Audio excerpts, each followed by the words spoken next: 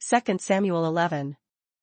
In the spring, at the time when kings go off to war, David sent Joab out with the king's men and the whole Israelite army. They destroyed the Ammonites and besieged Rabbah. But David remained in Jerusalem. One evening David got up from his bed and walked around on the roof of the palace. From the roof he saw a woman bathing. The woman was very beautiful. And David sent someone to find out about her. The man said, "Isn't this Bathsheba, the daughter of Eliam and the wife of Uriah the Hittite?" Then David sent messengers to get her. She came to him, and he slept with her. She had purified herself from her uncleanness. Then she went back home. The woman conceived and sent word to David, saying, "I am pregnant." So David sent this word to Joab, "Send me Uriah the Hittite." And Joab sent him to David. When Uriah came to him, David asked him how Joab was, how the soldiers were and how the war was going. Then David said to Uriah, "Go down to your house and wash your feet." So Uriah left the palace, and a gift from the king was sent after him. But Uriah slept at the entrance to the palace with all his master's servants and did not go down to his house. When David was told, Uriah did not go home, he asked him, "Haven't you just come from a distance? Why didn't you go home?" Uriah said to David, "The ark and Israel and Judah are staying in tents, and my master Joab and my lord's men are camped in the open fields. How could I go to my house to eat and drink and lie with my wife? As surely as you live, I will not do such a thing." Then David said to him, "Stay here one more day, and tomorrow I will send you back." So Uriah remained in Jerusalem that day and the next.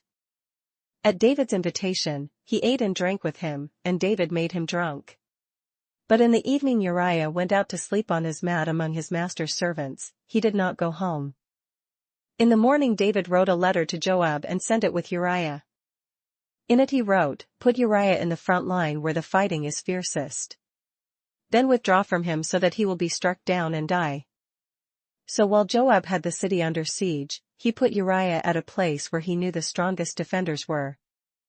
When the men of the city came out and fought against Joab, some of the men in David's army fell, moreover, Uriah the Hittite died. Joab sent David a full account of the battle. He instructed the messenger, "When you have finished giving the king this account of the battle, the king's anger may flare up, and he may ask you, 'Why did you get so close to the city to fight? Didn't you know they would shoot arrows from the wall? Who killed Abimelech son of Jerub-Beshath? Didn't a woman throw an upper millstone on him from the wall, so that he died in Thebez? Why did you get so close to the wall?' If he asks you this, then say to him also, 'Your servant Uriah the Hittite is dead.'" The messenger set out, and when he arrived he told David everything Joab had sent him to say. The messenger said to David, "The men overpowered us and came out against us in the open, but we drove them back to the entrance to the city gate. Then the archers shot arrows at your servants from the wall, and some of the king's men died. Moreover, your servant Uriah the Hittite is dead." David told the messenger, "Say this to Joab, 'Don't let this upset you, the sword devours one as well as another. Press the attack against the city and destroy it.' Say this to encourage Joab." When Uriah's wife heard that her husband was dead, she mourned for him. After the time of mourning was over, David had her brought to his house, and she became his wife and bore him a son. But the thing David had done displeased the Lord. 2Samuel12. The Lord sent Nathan to David. When he came to him, he said, "There were two men in a certain town, one rich and the other poor. The rich man had a very large number of sheep and cattle. But the poor man had nothing except one little ewe lamb that he had bought. He raised it, and it grew up with him and his children. It shared his food, drank from his cup and even slept in his arms. It was like a daughter to him. Now a traveler came to the rich man, but the rich man refrained from taking one of his own sheep or cattle to prepare a meal for the traveler who had come to him. Instead, he took the ewe lamb that belonged to the poor man and prepared it for the one who had come to him. David burned with anger against the man and said to Nathan, 'As surely as the Lord lives, the man who did this deserves to die. He must pay for that lamb 4 times over, because he did such a thing and had no pity.' Then Nathan said to David, 'You are the man. This is what the Lord, the God of Israel, says, I anointed you king over Israel, and I delivered you from the hand of Saul. I gave your master's house to you, and your master's wives into your arms. I gave you the house of Israel and Judah. And if all this had been too little, I would have given you even more. Why did you despise the word of the Lord by doing what is evil in his eyes? You struck down Uriah the Hittite with the sword and took his wife to be your own. You killed him with the sword of the Ammonites. Now, therefore, the sword shall never depart from your house, because you despised me and took the wife of Uriah the Hittite to be your own. This is what the Lord says, out of your own household I am going to bring calamity upon you. Before your very eyes I will take your wives and give them to one who is close to you, and he will lie with your wives in broad daylight. You did it in secret, but I will do this thing in broad daylight before all Israel. Then David said to Nathan, I have sinned against the Lord. Nathan replied, The Lord has taken away your sin. You are not going to die. But because by doing this you have made the enemies of the Lord show utter contempt, the son born to you will die. After Nathan had gone home, the Lord struck the child that Uriah's wife had borne to David, and he became ill.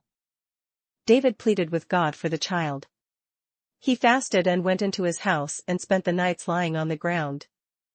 The elders of his household stood beside him to get him up from the ground, but he refused, and he would not eat any food with them. On the 7th day the child died. David's servants were afraid to tell him that the child was dead, for they thought, while the child was still living, we spoke to David but he would not listen to us. How can we tell him the child is dead? He may do something desperate. David noticed that his servants were whispering among themselves and he realized that the child was dead. Is the child dead? He asked. Yes, they replied, he is dead. Then David got up from the ground. After he had washed, put on lotions and changed his clothes, he went into the house of the Lord and worshipped. Then he went to his own house, and at his request they served him food, and he ate. His servants asked him, Why are you acting in this way? While the child was alive, you fasted and wept, but now that the child is dead, you get up and eat. He answered, While the child was still alive, I fasted and wept. I thought, who knows? The Lord may be gracious to me and let the child live. But now that he is dead, why should I fast? Can I bring him back again? I will go to him, but he will not return to me. Then David comforted his wife Bathsheba, and he went to her and lay with her. She gave birth to a son, and they named him Solomon. The Lord loved him. And because the Lord loved him, he sent word through Nathan the prophet to name him Jedidiah. Meanwhile Joab fought against Rabbah of the Ammonites and captured the royal citadel. Joab then sent messengers to David, saying, I have fought against Rabbah and taken its water supply. Now muster the rest of the troops and besiege the city and capture it. Otherwise I shall take the city, and it will be named after me. So David mustered the entire army and went to Rabbah, and attacked and captured it. He took the crown from the head of their king. Its weight was a talent of gold, and it was set with precious stones, and it was placed on David's head. He took a great quantity of plunder from the city, and brought out the people who were there, consigning them to labor with saws and with iron picks and axes, and he made them work at brickmaking. He did this to all the Ammonite towns. Then David and his entire army returned to Jerusalem. Psalms 139. For the director of music. Of David. A psalm. O Lord, you have searched me and you know me. You know when I sit and when I rise, you perceive my thoughts from afar. You discern my going out and my lying down, you are familiar with all my ways. Before a word is on my tongue you know it completely, O Lord. You hem me in behind and before, you have laid your hand upon me. Such knowledge is too wonderful for me, too lofty for me to attain. Where can I go from your spirit? Where can I flee from your presence? If I go up to the heavens, you are there. If I make my bed in the depths, you are there. If I rise on the wings of the dawn, if I settle on the far side of the sea, even there your hand will guide me, your right hand will hold me fast. If I say, surely the darkness will hide me and the light become night around me, even the darkness will not be dark to you, the night will shine like the day, for darkness is as light to you. For you created my inmost being, you knit me together in my mother's womb. I praise you because I am fearfully and wonderfully made, your works are wonderful, I know that full well. My frame was not hidden from you when I was made in the secret place. When I was woven together in the depths of the earth. Your eyes saw my unformed body. All the days ordained for me were written in your book before one of them came to be. How precious to me are your thoughts, O God! How vast is the sum of them! Were I to count them, they would outnumber the grains of sand. When I awake, I am still with you. If only you would slay the wicked, O God! Away from me, you bloodthirsty men! They speak of you with evil intent, your adversaries misuse your name. Do I not hate those who hate you, O Lord, and abhor those who rise up against you? I have nothing but hatred for them, I count them my enemies. Search me, O God, and know my heart, test me and know my anxious thoughts. See if there is any offensive way in me, and lead me in the way everlasting. Revelation 13. And the dragon stood on the shore of the sea. And I saw a beast coming out of the sea. He had 10 horns and 7 heads, with 10 crowns on his horns, and on each head a blasphemous name. The beast I saw resembled a leopard, but had feet like those of a bear and a mouth like that of a lion. The dragon gave the beast his power and his throne and great authority. One of the heads of the beast seemed to have had a fatal wound, but the fatal wound had been healed. The whole world was astonished and followed the beast.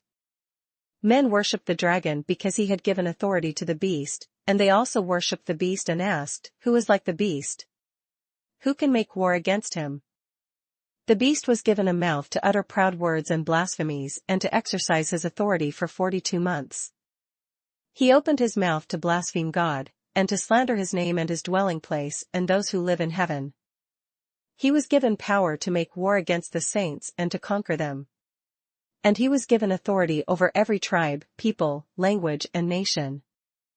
All inhabitants of the earth will worship the beast, all whose names have not been written in the book of life belonging to the Lamb that was slain from the creation of the world.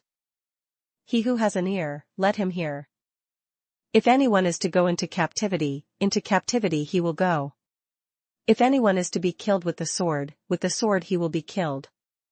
This calls for patient endurance and faithfulness on the part of the saints. Then I saw another beast, coming out of the earth.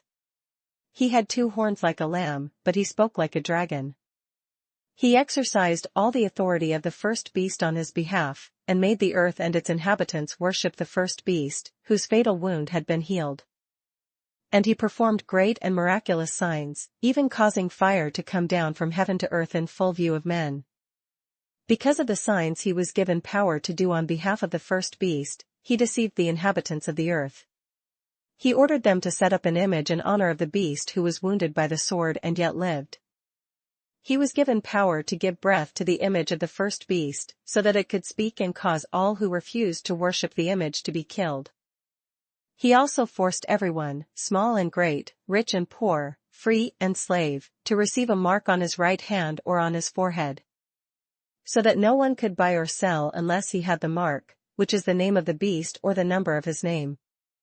This calls for wisdom. If anyone has insight, let him calculate the number of the beast, for it is man's number.